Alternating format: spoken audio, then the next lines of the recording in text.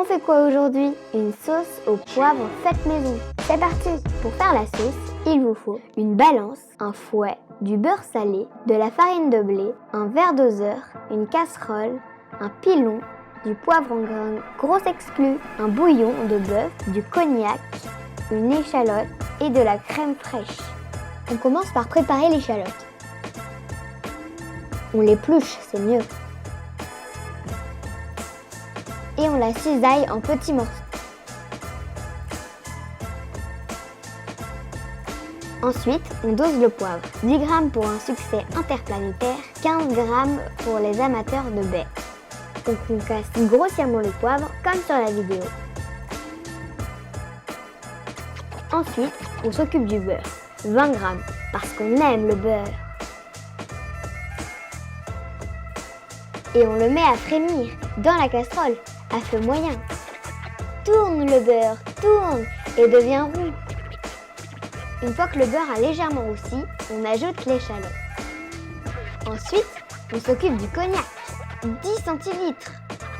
Hop, comment se porte l'échalote? Tout va bien. On ajoute le cognac. Écoutez-moi ça.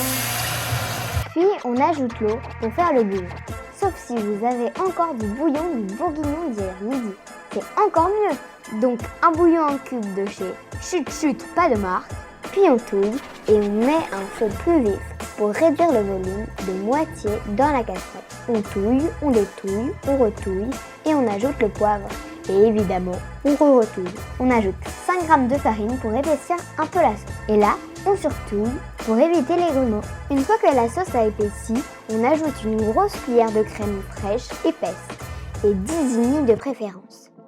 Et on touille. Pour avoir bonne conscience, on ajoute du persil ou des feuilles coupées de branches de céleri.